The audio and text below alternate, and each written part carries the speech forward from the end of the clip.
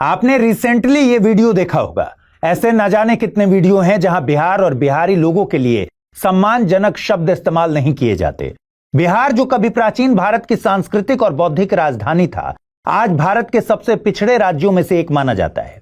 चाणक्य, आर्यभट्ट, गुरु गोविंद सिंह और डॉक्टर राजेंद्र प्रसाद जैसे महान व्यक्तित्व बिहारी ही थे, लेकिन आज बिहारी शब्द एक गाली की तरह इस्तेमाल होता है। नालंदा, विक्रमशिला जैसे विश्वविद्यालयों के कारण बिहार कभी ज्ञान, कभी शक्ति, कभी समृद्धि का केंद्र था, लेकिन आज ये गरीबी, बेरोजगारी और पिछड़ेपन के लिए चर्चा में रहता है।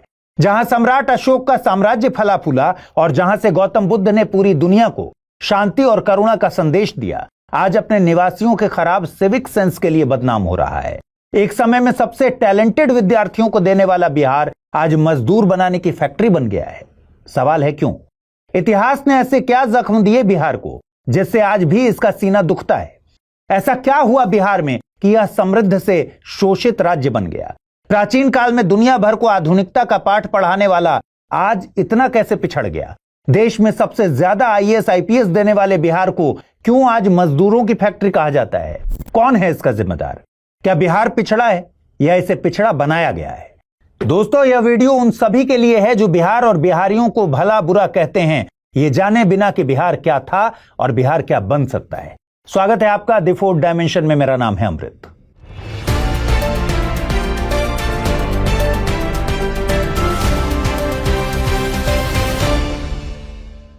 दोस्तों, अगर आप यूपीएससी एस्पिरेंट हैं तो आपके लिए गेम चेंजिंग अपॉर्चुनिटी है स्टडी आईक्यू का नया संपूर्ण बैच।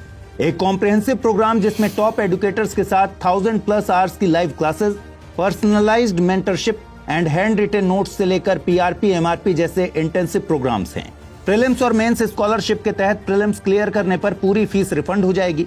टॉप परफॉर्मर्स के लिए हर मंथ 11,000 रुपीज का cash reward. Economically weaker sections के लिए स्पेशल उड़ान स्कॉलरशिप भी है। X secretary Anil Swarup sir खुद गाइड करेंगे आपको इस जर्नी में। स्टडी आईक्यू पर 2 करोड़ इंडियंस का ट्रस्ट है और अब संपूर्ण बैच के साथ आपका यूपीएससी ड्रीम भी होगा अचीव।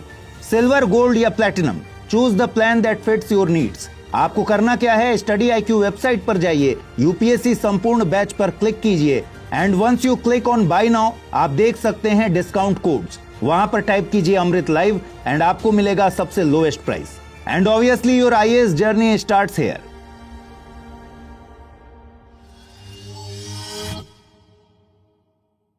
क्या आपको पता है कि बिहार में ही था दुनिया का पहला लोकतांत्रिक गणराज्य जहां लोगों द्वारा चुने गए प्रतिनिधि शासन करते थे? इसका नाम था वैशाली गणराज्य। यह लगभग 600 ईसा पूर्व एग्जिस्ट करता था। सोचिए, 600 ईसा पूर्व बिहार के लोगों की सोच कितनी मॉडर्न थी कि उस समय शासन करने का लोकतांत्रिक तरीका ढूंढ निकाला जब पूरी दुनिया में राजा बर्बरतापूर्ण राज किया करते थे। आज क्या हो गया बिहार के लोगों को कि जाति की राजनीति से ऊपर उठना ही नहीं चाहते। दुनिया के लिए विमेन एम्पावरमेंट एक कंटेम्पररी मॉडर्न कॉन्सेप्ट होगा, लेकिन बिहार के लिए यह नहीं था। क्यों? क्योंकि वैशाली में ही आम्रपाली जैसी विदुषी महिला भी हुई थी जिन्होंने समाज को नया दृष्टिकोण दिया। लेकिन आज बिहार में महिलाओं की स्थिति बद से बदतर है। बिहार में ही था उस समय का भारत का सबसे शक्तिशाली साम्राज्य और यह था मगध साम्राज्य। हम बात कर रहे हैं लगभग 600 से 300 ईसा पूर्व की, जब मगध का डंका पूरे आर्यावर्त में बजता था। यह वही मगध था जहां बिंबिसार, अजातशत्रु जैसे शासकों ने शासन किया। यह वही भूमि थी जहां से मौर्य और गुप्त साम्राज्य ने पहली बार भारत को एकजुट किया, एक धागे में बांधने की कोशिश की। मगध शक्ति और सत्ता का केंद्र था, लेकिन आज बिहार भारत का सबसे पिछड़ा राज्य बन चुका है।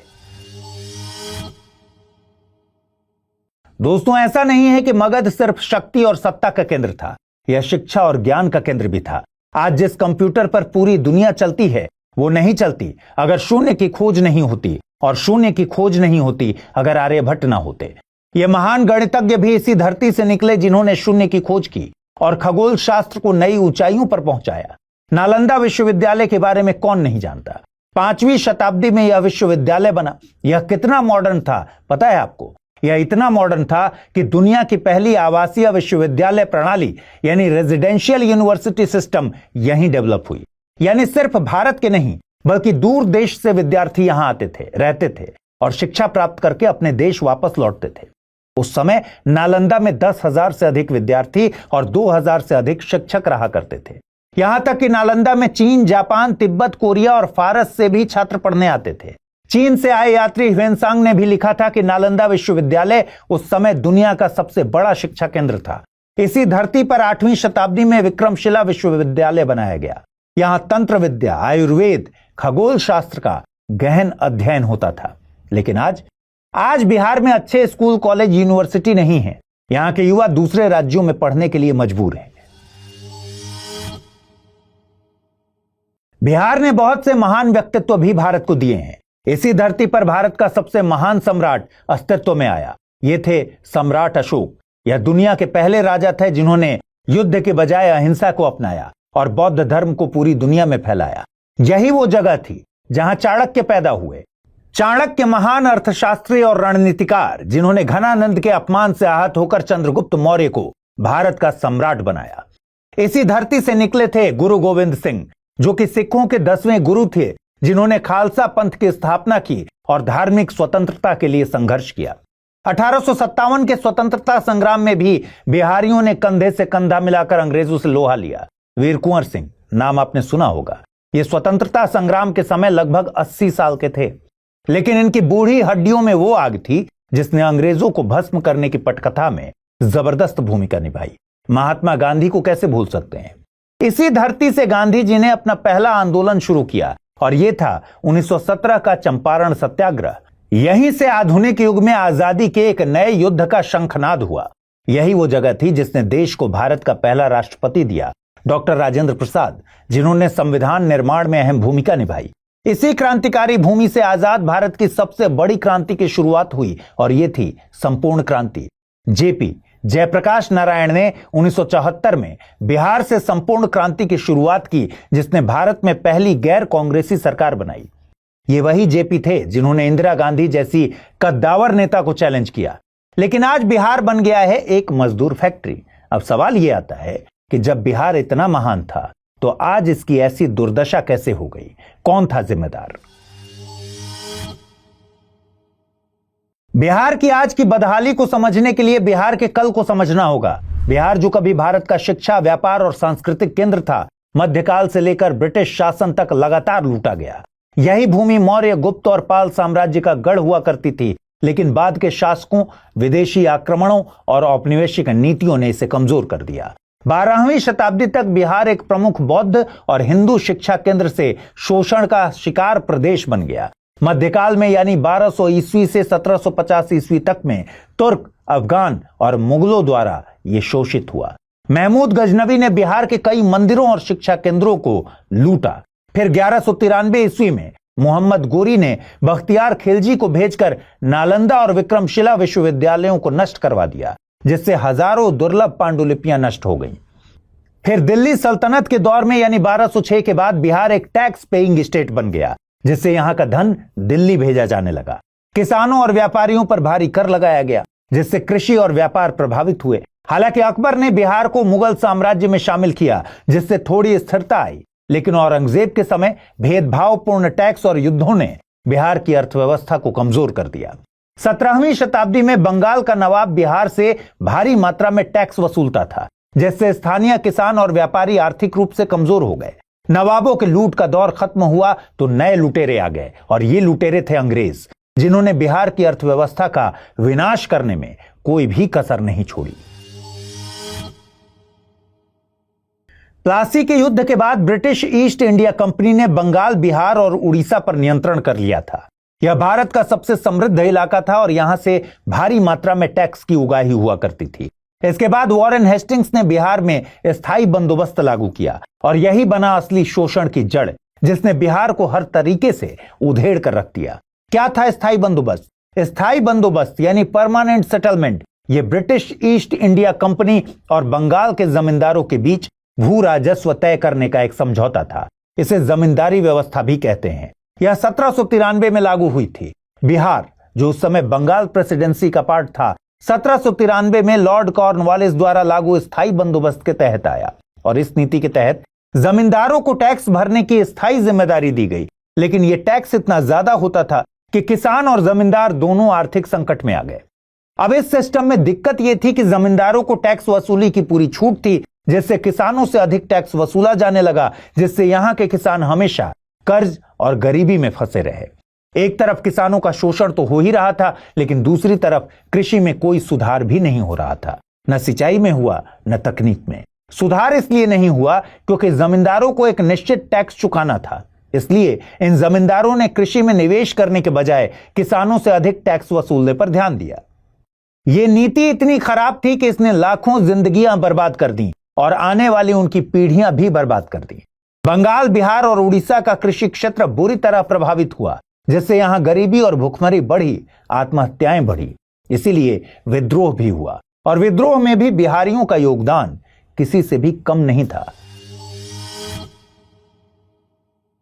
फिर 1857 का विद्रोह और दमन का सिलसिला शुरू हुआ। बाबू वीर कुंवर सिंह ने शाहाबाद में 1857 के विद्रोह में अंग्रेजों के खिलाफ संघर्ष किया, लेकिन विद्रोह के बाद ब्रिटिशों ने बिहार में कठोर दमन किया। हजारों किसानों और स्वतंत्रता सेनानियों को मार दिया गया, जिससे स्थानीय अर्थव्यवस्था और कमजोर हो गई। इसके बाद रही सही कसर नील की खेती ने पूरी कर दी। लगभग इसी समय ब्रिटिशों ने किसानों को जबरदस्ती नील की खेती करने पर मजबूर किया, जिससे खाद्य उत्पादन कम हो गया और अकाल का खतरा मंडराने लगा। और यह महाखतरा भी जल्द ही आया। बिहार में 1873-74 और 1896-97 में भारी अकाल पड़ा। लोग मर रहे थे, लेकिन ब्रिटिश सरकार ने कुछ भी नहीं किया। यहां रेलवे का असंतुलित विकास भी देखा गया। ब्रिटिशर्स ने बिहार से सिर्फ कच्चा माल निकालने के लिए रेलवे का उपयोग किया और इस कदम से स्थानीय व्यापार को बढ़ावा नहीं मिला। ब्रिटिश शासन के दौरान बिहार सिर्फ एक आर्थिक आपूर्ति केंद्र बन गया, लेकिन कोई औद्योगिकरण नहीं हुआ। ब्रिटिश शासन की रक्त चूसक आर्थिक नीतियों की वजह से स्थानीय उद्योग बर्बाद हो गए। जैसे ब्रिटिश कपड़ा मिलों के सस्ते कपड़ों की आवक के कारण भागलपुर सिल्क और पटना के हथकरघा उद्योग नष्ट हो गए और यहीं से शुरू हुआ भुखमरी और पलायन का युग। और इस युग ने 19वीं शताब्दी के अंत तक लाखों बिहारी मजदूरों को मॉरिशस, ट्रिनिडैड, फिजी और दक्षिण अफ्रीका में गिरमिटिया मजदूर बना दिया। बिहार में 1950 से 70 के दशक में कई बड़े उद्योग जैसे कि Shriram fertilizer, Barauni refinery, Bhagalpur silk स्थापित हुए थे।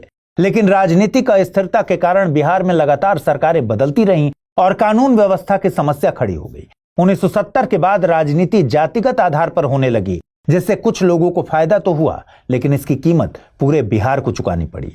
इसके बाद का दौर बिहार में जंगल राज के रूप में जाना जाता है। इस दौरान अपराध दर बहुत ज्यादा थी। 1990 के दशक में बिहार में गुंडा राज आया और बाहुबली और माफियाओं का प्रभाव बढ़ गया। आए दिन हत्याएं, किडनैपिंग, रेप की खबरें छपती रहीं, लेकिन प्रशासन धृतराष्ट्र की तरह आंखें बंद करके बैठा हुआ था। ये वो दौर था जब राजनीति और अपराध का नेक्सस बन गया था और आम जनता इनका शिकार। जातिगत राजनीति के कारण पूरा बिहार पंगु बन गया। इससे जन्म हुआ राजनीतिक अस्थिरता का और इससे पैदा हुआ प्रशासनिक भ्रष्टाचार। बिहार भ्रष्टाचार का पर्याय बन चुका था। सत्ता के लालच, गद्दी के मोह के चलते सरकारों ने बिजली पर ध्यान दिया, न सड़क पर, न ही बिहारियों पर। बुनियादी ढांचे की जबरदस्त कमी पैदा हो गई और निवेशकों ने बिहार को छोड़कर गुजरात, महाराष्ट्र और कर्नाटक का रुख किया। 90 के दशक में उदारीकरण का फायदा भी बिहार को नहीं मिल सका। इन सब कारणों से 1990 के बाद अधिकांश उद्योग बंद हो गए या दूसरे राज्यों में चले गए। 2005 के बाद कुछ प्रशासनिक सुधार देखे गए, लेकिन औद्योगिक विकास नहीं हो सका। अब हालात ये हैं कि बिहार में देश की कुल औद्योगिक उत्पादन का सिर्फ 1% योगदान है, जबकि उसकी जनसंख्या 10% से अधिक है। आजादी के बाद कुछ दशक तक बिहार में सरकारी स्कूल और कॉलेज ठीक से काम कर रहे थे, लेकिन जातिगत राजनीति के हावी होने के बाद यह स्थिति बिगड़ गई। 1980 के बाद शिक्षक भर्ती में भ्रष्टाचार बढ़ा, स्कूलों की गुणवत्ता गिरी। अब स्थिति यह है कि बिहार में सरकारी स्कूलों में काफी हद तक क्वालिटी शिक्षकों की भारी कमी है। आपने अक्सर सोशल मीडिया में बिहार के टीचरों की बदहाली का मखौल उड़ाते हुए वीडियो देखे होंगे। हंसी तो आती होगी, लेकिन दोस्तों ये डरावना सिचुएशन है। अगर ऐसे टीचर्स पढ़ाएंगे तो क्या होगा स्टूडेंट्स का भविष्य। 2023 में बिहार की साक्षरता दर 61.8% थी, जो राष्ट्रीय औसत के लगभग 77% से काफी कम है। बिहार में तकनीकी शिक्षा की कमी है। बिहार में पर्याप्त इंजीनियरिंग और मेडिकल कॉलेज नहीं है, इसीलिए बिहार का युवा बाहर के राज्य में पढ़ने के लिए मजबूर है। इसके अलावा स्किल डेवलपमेंट प्रोग्राम की कमी है। अधिकांश युवाओं के पास नौकरी पाने लायक स्किल सेट ही नहीं है। इसलिए बिहार में बेरोजगारी दर 10% से अधिक है और ये देश के औसत से ज्यादा है। बिहार में ह्यूमन डेवलपमेंट भी बहुत पुअर है। आप विकास को नापने वाला कोई भी इंडेक्स उठा लीजिए, बिहार की रैंक आपको नीचे ही मिलेगी। सामाजिक प्रगति सूचकांक हो, नीति आयोग का एसडीजी इंडिया इंडेक्स हो, नीति आयोग का ही भारत इनोवेशन इंडेक्स हो, हेल्थ इंडेक्स हो, बिहार सब में पीछे है। बिहार की आबादी का बड़ा हिस्सा यानी लगभग 1/3 हिस्सा गरीबी रेखा के नीचे रहता है और 52.5% हिस्सा बहुआयामी गरीबी से प्रभावित है। सिर्फ 12.3% परिवारों में किसी सदस्य का स्वास्थ्य बीमा है। सोचिए, 5 साल से कम उम्र के 42% बच्चों का ठीक से विकास नहीं हुआ है, जो देश में सबसे अधिक है। 15 साल और उससे अधिक उम्र के लोगों में साक्षरता भी सबसे कम है। रिसेंट आर्थिक सर्वेक्षण के मुताबिक राज्य की प्रति व्यक्ति आय सिर्फ 66,828 रुपए सालाना है, जबकि उत्तर प्रदेश की 93,514 रुपए, छत्तीसगढ़ की 1,47,361 रुपए, झारखंड की 1,05,274 रुपए, ओडिशा की 1,63,101 रुपए और मध्य प्रदेश 1,42,565 रुपए। सोचिए बिहार की स्थिति। वहीं भारत की प्रति व्यक्ति आय है वर्ष 2023-24 में लगभग 1,81,500 रुपए। देखिए, यहां हम सभी युवा की बात नहीं कर रहे हैं, लेकिन अब खुद सोचिए, गरीबी एक्सट्रीम है, एजुकेशन है नहीं, स्किल सेट डेवलप नहीं है, बिहार में मौके हैं नहीं, खेती किसानी की जमीन कोसी हर साल लील जाती है। इन सब के बावजूद सरवाइव करना है तो बिहार की इन सभी समस्याओं से परेशान युवा क्या करेगा? उसके पास मजदूरी जैसे काम करने लायक ही ऑप्शन बचता है और इस मजदूरी के लिए भी बिहार के लाखों युवाओं को बाहर जाना पड़ता है। बिहार के लगभग 50 लाख लोग प्रति वर्ष उत्तर प्रदेश, दिल्ली, मुंबई, पंजाब, महाराष्ट्र में रोजगार के लिए पलायन करते हैं। अब यही विशाल मजबूर मजदूर वर्ग न चाहते हुए भी बिहार के सांस्कृतिक एम्बेसडर बन जाते हैं। देखिए, मैं आपको एक बात बताता हूं, मोरालिटी या सिविक सेंस या सभ्य दिखने या होने का गुण यूनिवर्सल नहीं होता। असल में ये एक प्रिविलेज है। अगर किसी इंसान का कंफर्ट, खाना, सिक्योरिटी, स्टेबिलिटी छीन ली जाएगी तो चेहरे से नकाब उतर जाते हैं और मोरालिटी या सभ्य बिहेवियर धरे के धरे रह जाते हैं। ऐसे इंसान के लिए सिर्फ मायने रखता है सर्वाइवल। अक्सर दूसरे राज्य के लोग बिहारी मजदूर वर्ग को देखकर बिहार को जज करते हैं, इनके सिविक सेंस पर हंसते हैं, लेकिन वो ये भूल जाते हैं कि बहुत ही सिस्टमैटिक तरीके से इनको ऐसा मजबूर बनाया गया है। इतिहास में बिहार भारत की ताकत था, लेकिन आज सबसे कमजोर राज्यों में से एक है। बिहार पिछड़ा नहीं है, उसे पिछड़ा बना दिया गया है। अब समय आ गया है इसे बदलने का, लेकिन क्या करना चाहिए, ये एक बड़ा सवाल है। देखिए, सरकार को सबसे पहले उस एरिया को टारगेट करना चाहिए जिससे सबसे ज्यादा लोग जुड़े हुए हैं, और ये है एग्रीकल्चर। 2011 की जनगणना के अनुसार बिहार की लगभग 89% आबादी ग्रामीण इलाकों में रहती है और बिहार की 76% आबादी सीधे खेती पर निर्भर है। और एग्रीकल्चर अब भी बिहार में लोगों की आय का मुख्य स्रोत है और इसीलिए एग्रीकल्चर का इंस्टीट्यूशनल रिफॉर्म बहुत जरूरी है। एग्रीकल्चर इंस्टीट्यूशनल रिफॉर्म्स कई छोटे छोटे रिफॉर्म्स का सुपरसेट है।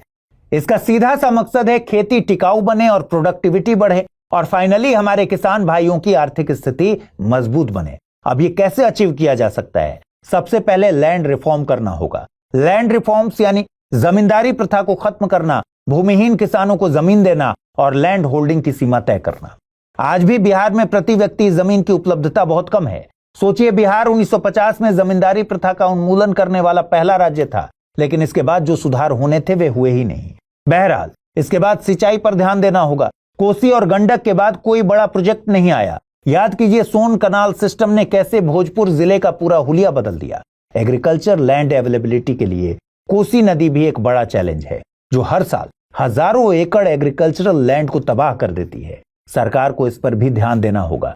इसके अलावा एग्रीकल्चर टेक्नोलॉजी में सुधार करना होगा, जैसे ड्रिप और स्प्रिंकलर सिंचाई को बढ़ावा देना होगा। अच्छी क्वालिटी के बीज और जैविक खेती को प्रोत्साहित करना होगा। साथ ही कृषि मशीनरी और डिजिटल तकनीकों का उपयोग करना होगा। इससे प्रोडक्टिविटी बढ़ेगी। इस बात को समझिए कि एग्रीकल्चरल प्रोडक्टिविटी किसी भी सोसाइटी में चाहे जिस भी वजह से कम रहेगी, वहां गरीबी तो रहेगी।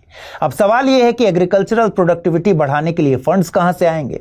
यहीं पर बैंक्स की भूमिका सामने आती है। किसानों को सस्ती ब्याज दरों पर ऋण उपलब्ध कराना होगा और लोकल साहूकारों से बचना होगा और बैंक में भ्रष्टाचार से भी बचना होगा। यही कहलाते हैं एग्रीकल्चरल क्रेडिट रिफॉर्म्स। अब किसान जब फसल पैदा कर लेगा तो उसको बिचौलियों से बचाना और सही दाम पर बिकवाना एक बड़ा चैलेंज है। इसके अलावा फसल की बीमा, फसल भंडारण और कोल्ड स्टोरेज जैसी फैसिलिटीज भी देनी होगी और इन सब योजनाओं का सही इंप्लीमेंटेशन करवाने के लिए एक स्ट्रिक्ट करप्शन फ्री गवर्नेंस का होना जरूरी है। देखिए, हरित क्रांति का फायदा भी पंजाब हरियाणा को ही मिला था, बिहार को नहीं। इसलिए अगर आने वाले 10-20 सालों में ये सुधार जमीनी स्तर पर दिखने लग जाएं, तो इसका फायदा सीधे बिहार की 75% से ज्यादा जनता को होगा और हमें एक बदलता बिहार देखने को मिलेगा। लेकिन सिर्फ एग्रीकल्चर का इंस्टीट्यूशनल रिफॉर्म बिहार की सूरत नहीं बदल सकता, हमें इंडस्ट्रियल रिफॉर्म भी करने होंगे। अगर आप वेस्टर्न कंट्रीज को देखेंगे तो पाएंगे कि जो एग्रीकल्चर बेस्ड इकोनॉमी है वे इंडस्ट्री बेस्ड इकोनॉमी से हमेशा पीछे रहती हैं। क्यों? क्योंकि पूरी दुनिया में इंडस्ट्रियल प्रोडक्टिविटी की जो ग्रोथ और जो विस्तार हुआ वह एग्रीकल्चरल प्रोडक्टिविटी का नहीं हो सका। इसलिए बिहार के लिए बहुत जरूरी है कि यहां बड़े पैमाने पर इंडस्ट्रियल रिफॉर्म लाया जाए। अभी बिहार में न के बराबर इंडस्ट्रीज हैं। सवाल यह है कि बिहार में इंडस्ट्रीज क्यों नहीं लग पा रही? सबसे पहला रीजन है कि यहां इंफ्रास्ट्रक्चर की डेफिशिएंसी है। बिहार में बिजली की कमी एक बड़ी समस्या है। आप यकीन नहीं करेंगे, लेकिन बिहार की एवरेज इलेक्ट्रिसिटी अवेलेबिलिटी भारत के अन्य औद्योगिक राज्यों से बहुत कम है। इसके अलावा यहां इनएफिशिएंट रोड और रेल नेटवर्क है। देखिए, इंडस्ट्रीज को ग्रो होने के लिए हाईवेज और रेलवे हब्स का पर्याप्त डेवलप होना बहुत जरूरी है।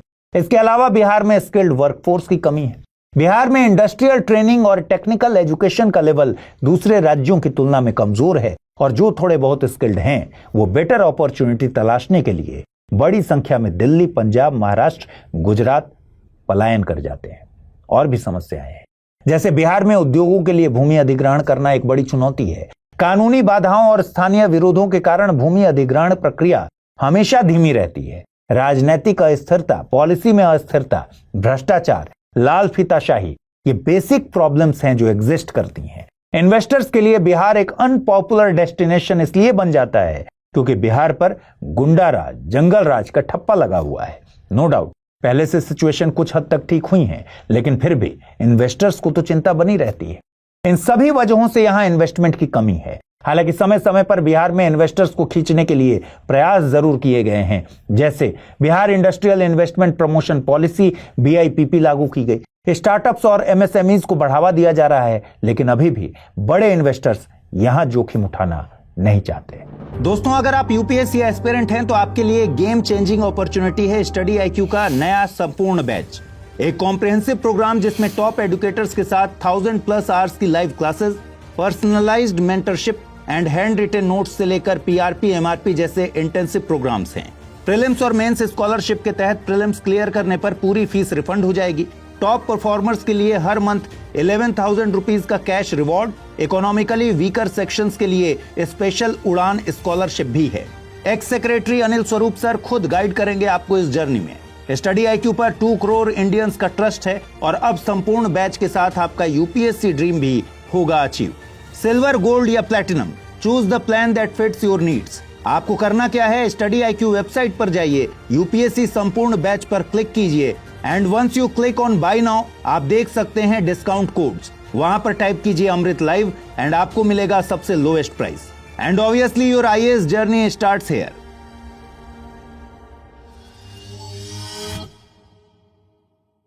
देखिए, बिहार में खनिज और प्राकृतिक संसाधनों की कमी भी इंडस्ट्रीज लगाने में एक बड़ी बाधा है। बिहार का विभाजन होने के बाद से कोयला, लौह अयस्क और अन्य खनिज क्षेत्र झारखंड चले गए, जिससे बिहार की इकोनॉमी को नो डाउट नुकसान हुआ। अब जबरन खनिज तो पैदा किया नहीं जा सकता, इसलिए बेहतर है कि नॉन मिनरल बेस्ड इंडस्ट्रीज की तरफ फोकस करें।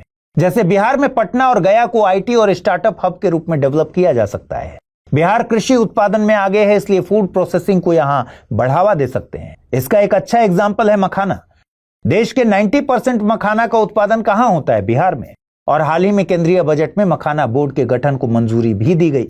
इसमें छोटे छोटे किसान अब आधुनिक मशीनों का प्रयोग कर सकेंगे, साथ ही किसानों को मखाने का उचित दाम भी मिलेगा।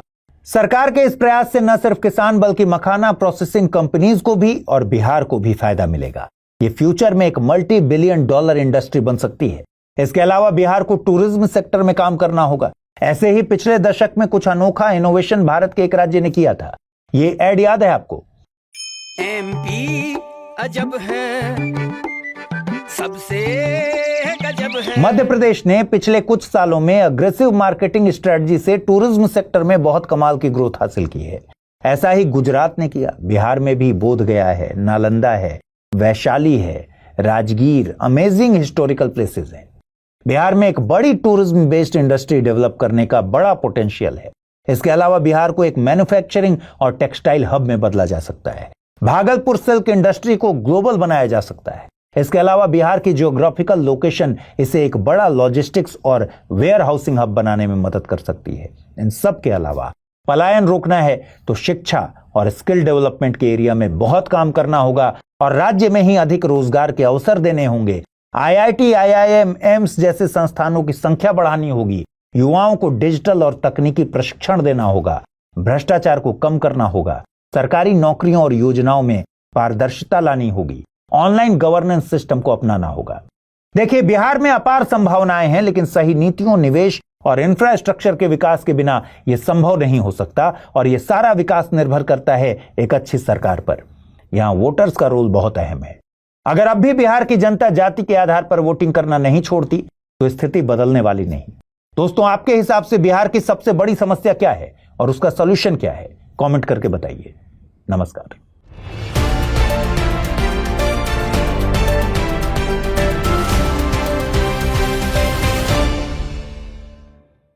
हिंदी में यूपीएससी की तैयारी से संबंधित प्रोग्राम्स को देखने के लिए सब्सक्राइब करें स्टडी IQ IAS हिंदी।